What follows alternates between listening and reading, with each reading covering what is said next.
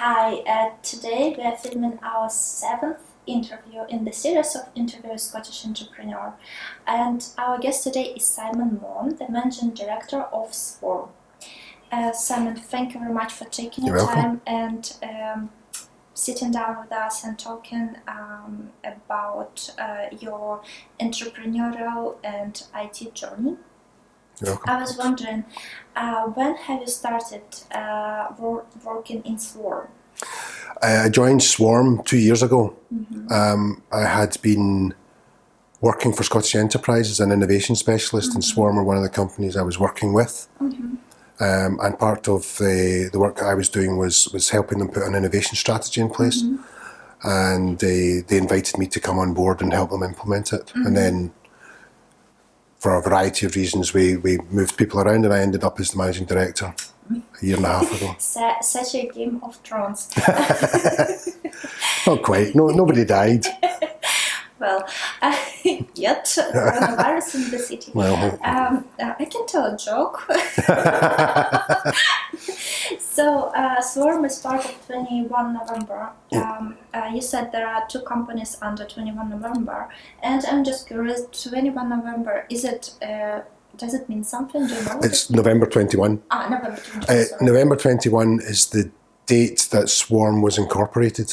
Oh, wow, so lovely. Yeah, so when Andrew Duncan, who's the founder, created the group, he took the November 21 as the name of the group, and it now owns Swarm and Soar and some other interests as well. Is it difficult to get into already created company, already like operating company, and start working there and get being managing director there? That's a good question. It's very different to when I've had my own companies that I founded, because there's a culture, there's a way of doing things, and there's a personality at the top, and there are systems and ways of doing things that I wouldn't necessarily have put in place myself, just because you do things differently. So it was a bit of a challenge in the first year or so.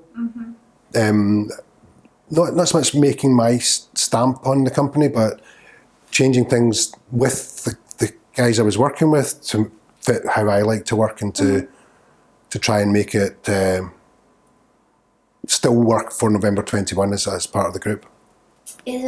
Was it difficult for you to leave your own company at some point and start working again with the team? Yeah, that was hard. I've been involved with a number of startups. One in particular, which I worked in as the managing director for about 10 years. And when I had to leave that company, when I sold that was a bit of a wrench. You know, that was my baby, and it's still going. I've got nothing to do with it anymore. It's hopefully still successful, but yeah, it's hard.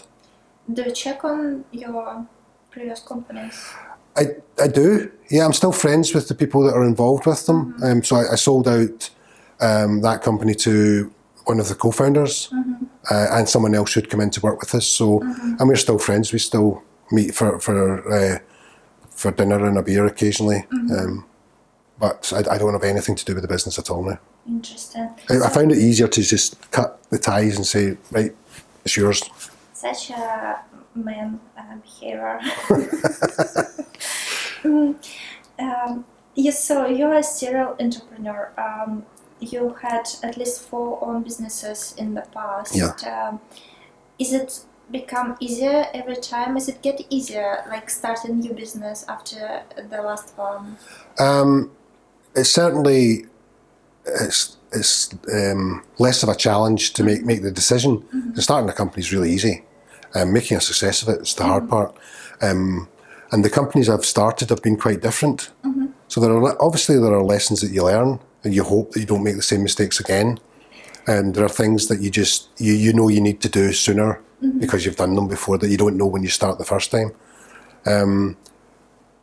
But making a success of them each one's got its own challenges, and the markets are different, and they're not always successful. I've had some failures as well. So about failures, when I think we discussed it on our previous meeting, and you said that failure when you can't already pay your mortgage, basically, right?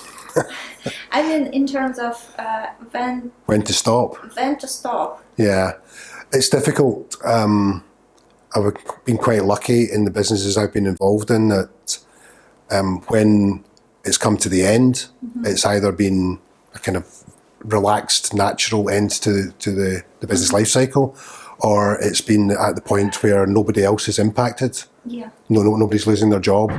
And when I sold out Meta Digital, that was, everybody just stayed and kept going. So although it impacted on me, I'm lucky that it didn't end up with other people ending up not being able to pay their mortgages. Yeah, it's such a responsibility. A lot of people we talk with and who have employees, they always like, for them it's a very challenging decision to take people on board in terms of to hire people on a permanent basis, because we're like, okay, I need to be sure that I can provide enough work, enough projects, and a salary to these people.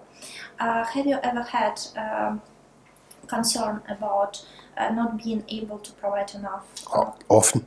Yeah, we've had some very tough times over the years. There have been times where the owners didn't get paid because there wasn't enough money. We've never had an occasion where the staff weren't paid, but there were times where I thought it would be unlikely, but luckily we managed. And it's a huge privilege to employ people, but it is a big responsibility where, you know, they have not just a mortgage, but they might have a family to support. They have a career as well. You have to be responsible for making sure that it's not just paying them every month and giving them work. You need to give them a development in their career as well, and a place where it's nice to come and work. It's a very important thing to me. I've worked for some very bad bosses in the past. Really? Yeah, and it's, you know, a toxic workplace is horrible. You spend a lot of time at work, you should be enjoying it. And also where you're in a position of being in management, but not being in ownership, that can be difficult because you can't necessarily fix the problems. And the people that work with you, who you're responsible for, you want to make it better for them, but you can't necessarily do that. If you're the owner, then you can influence the culture much more easily. Oh, interesting. So it's being, in your situation, being managing director, but not being an owner? Or not so much that, but being in a management position. I'm thinking about some time ago when I worked for a much bigger company, and I was responsible for one part of it, but the more senior management were not great, and that caused a lot of problems that I couldn't put right. And eventually, you have to just move on. It's a very interesting topic. I would talk about much more, but we just don't have enough time. Okay. So I would move to your journey as an entrepreneur and this part of your personality. Have you ever considered when you were a kid that you're going to be an entrepreneur, or what were your inspirations? No, when I was about 5, I wanted to be a farmer. But that was about as entrepreneurial as any of my ambitions got, and I didn't set out to start my own business. I was quite happy working for other people. I worked for quite large organisations and smaller ones. I worked all over the UK. I worked abroad, and I got lots of great experience. It just happened that an opportunity presented itself at the right time, and I had the right partners in place. And we couldn't think of a reason not to do it. Yeah. We could think of plenty of reasons to give it a go. And I suppose it was a bit of a risk at the time. And once you've done it once, you can't stop yourself thinking, I'm going to do it again. I'm going to start another one. I'm scared now. You know, if it's a failure, you might lose some money.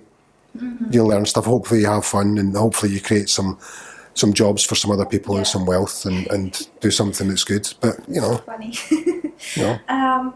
Do you have any entrepreneurs in your family? My brother has been very successful in some businesses. My mother opened a shop that was an absolute disaster. My grandfather had a chain of shops, and my other grandfather owned pubs.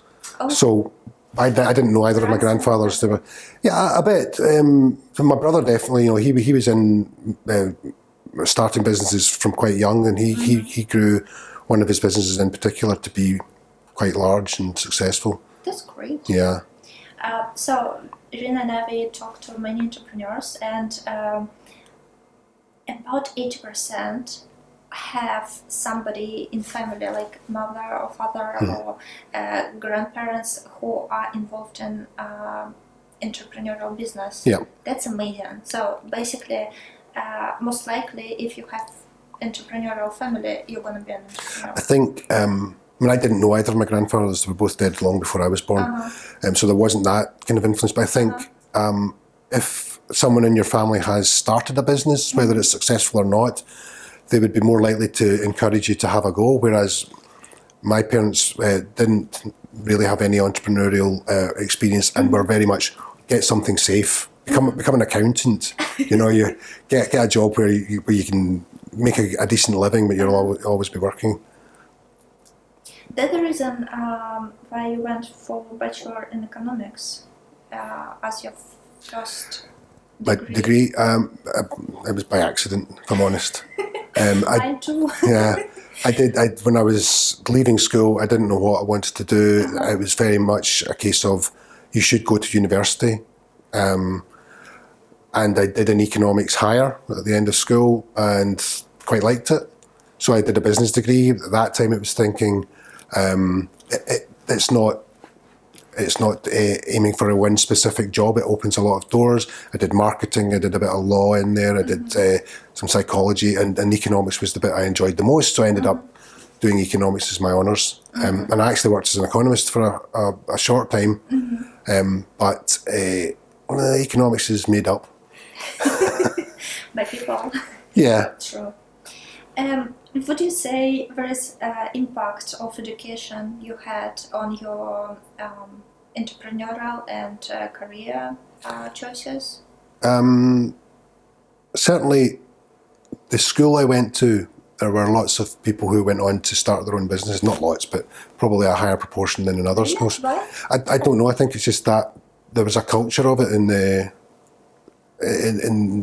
makeup of the people who put their kids in that school. What the school said? It was a private school in Glasgow. So a lot of people came from quite wealthy backgrounds. Not all of them, not mine. But there were a lot of people who owned businesses and so on. So, and there was an expectation that people would go on to be successful in whatever they did. So friends of mine who became lawyers or accountants started their own firms. They didn't just go and work for someone else. But the university was different. Despite doing a business degree, there wasn't really any encouragement or discussion at all about setting up your own business. It just didn't come into it. Nowadays, I think it's quite different. Yeah, it's quite different. So you finished your first university, you got your first university degree in 88. Then you came back for postgraduate diploma in information management in 95. Then you come back in 2000, 5 years later, for postgraduate diploma in information technology. Then, in 2011, you went to MIT for entrepreneurship. Yeah. Is it quite a lot of studying? I also did an open university course as well. Yeah. You know, learning's great. Yeah. And particularly the second postgrad, I'd started learning about internet technologies and building, and I wanted to accelerate that, so that's why I did that course. The one before it was, I didn't have a background in technology, but wanted to understand how technology was used in business, and it was to try and progress my career. I did have a place to do an MBA as well, but I decided not to take that up. Because I got a very good job offer at the time. So I put it on hold and just never got back to it. Do you think you're gonna go and get it? No. So you're done with education?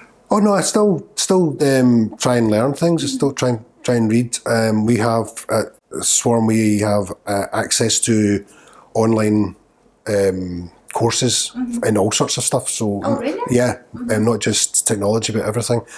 So I try to keep up to date. I don't get involved in the technology so much now. It's a long time since I wrote any code, but I'm interested in developing as a people manager and as from a strategic point of view for the business, and continuing to learn about innovation and so on. So I watch videos and I've done a couple of MOOCs, but you've got to keep learning.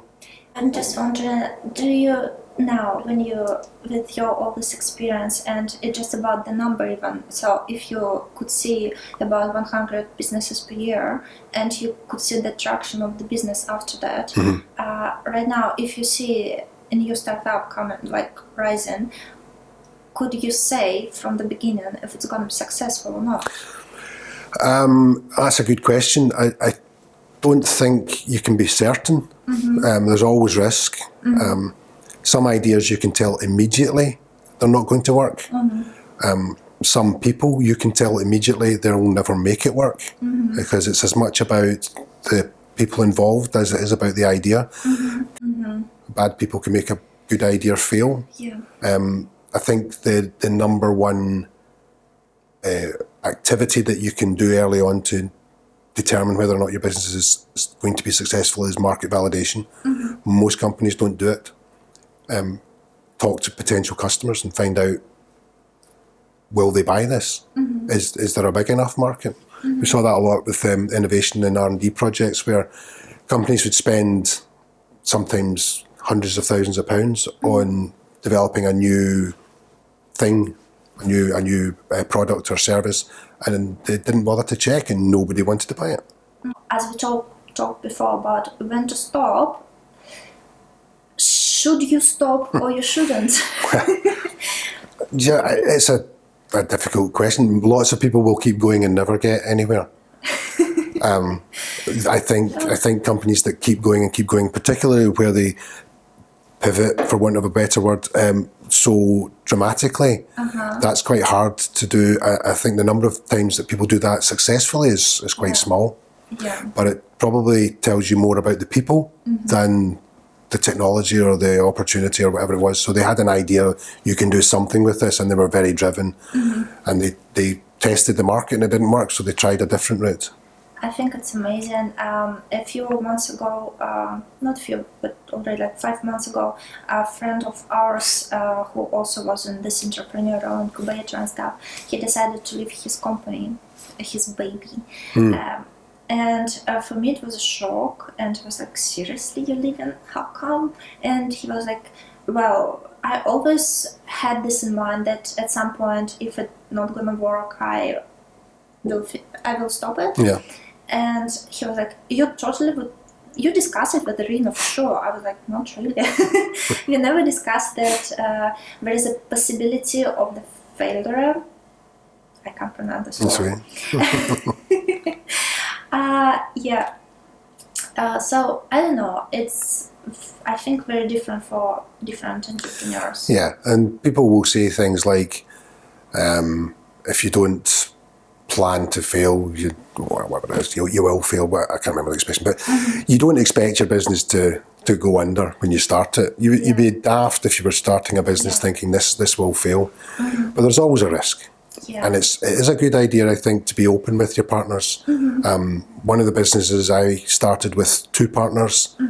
We about 3 years into it, we went through a strategy exercise where a consultant came in and sat us round the table all day and asked us what we wanted for the business, and we found out that 2 of us wanted to go off in one direction and the other one wanted to go in a completely different direction, and we'd never discussed it up to that point. Oh wow. And all of a sudden we realised we're not on the same road here. And eventually he left. Took a lot of money with him as well, but we won't talk about that.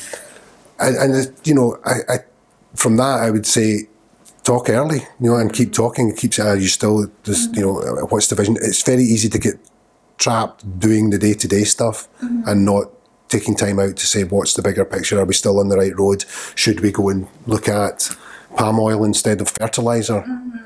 Yeah, I manage the cash flow for the business, and I've done this in the past, where I have different scenarios, good, bad and ugly.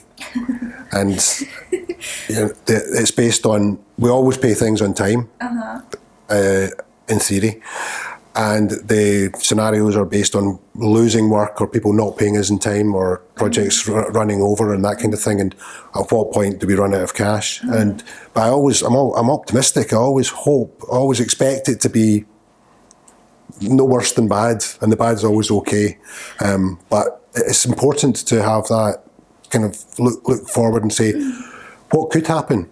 And if you do that, then you can say, well, what can we do to mitigate that risk?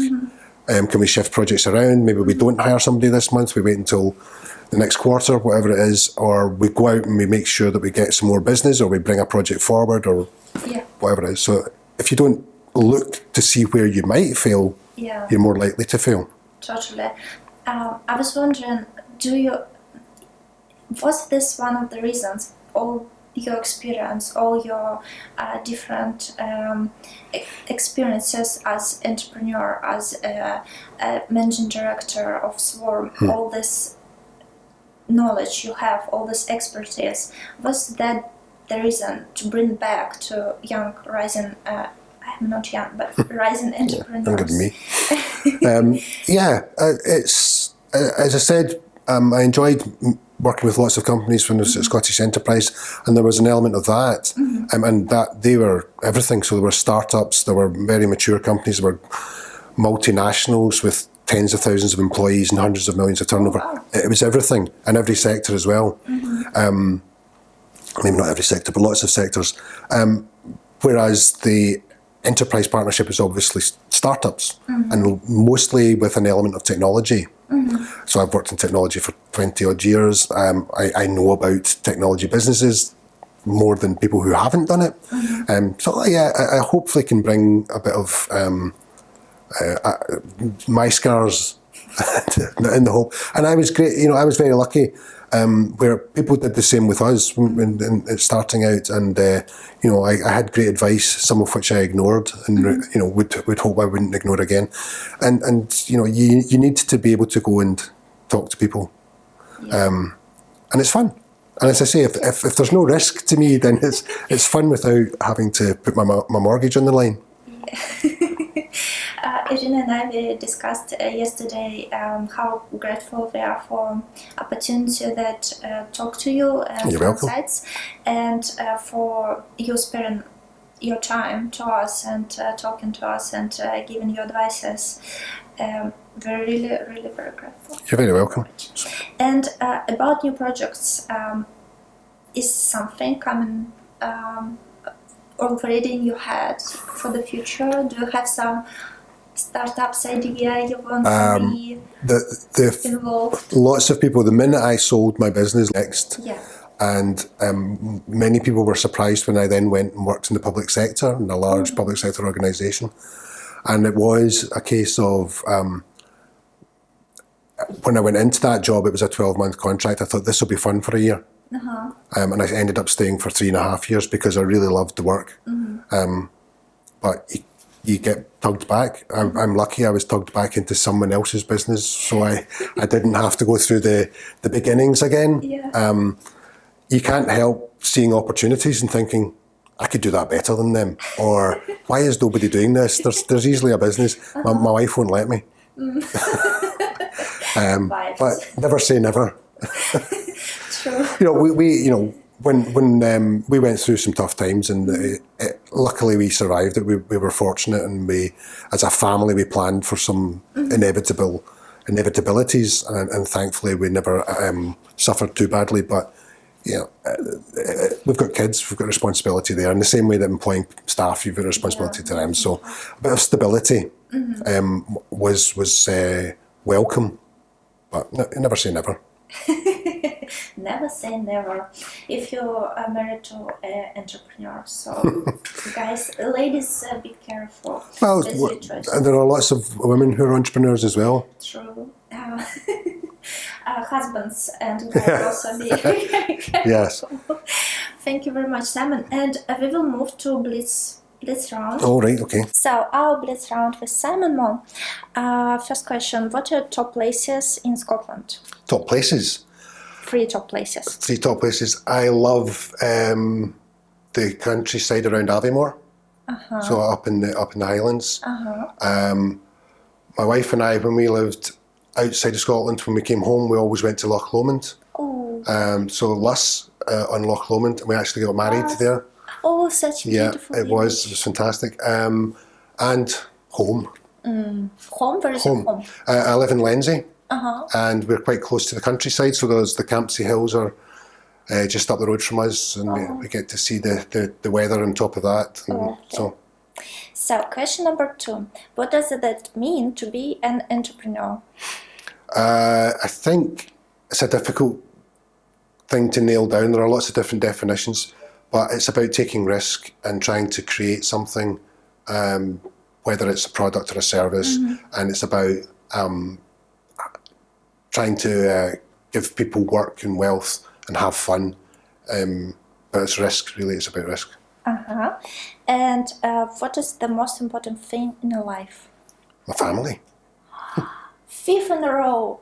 I'm so happy. Do you want to travel? And if you want to travel, where would you go? I have travelled. I've lived and worked in a number of different countries. Oh, really? Yeah. And I've visited lots of different countries. There are always other places I'd like to go. I'd like to. I've never been to Canada, and I'd like to go there. I don't really know why. And I'd like to see South America. Have you been in Russia? I've been over Russia. I've flown over Russia on the way to Japan, but not. Please visit us. Will do. And where do you see yourself living in 5 years? Well, my wife is very keen that we're near water, so either by the sea or by a loch, or actually, I think she would like it to be abroad, so not a loch, maybe a lake, because the weather here is rubbish.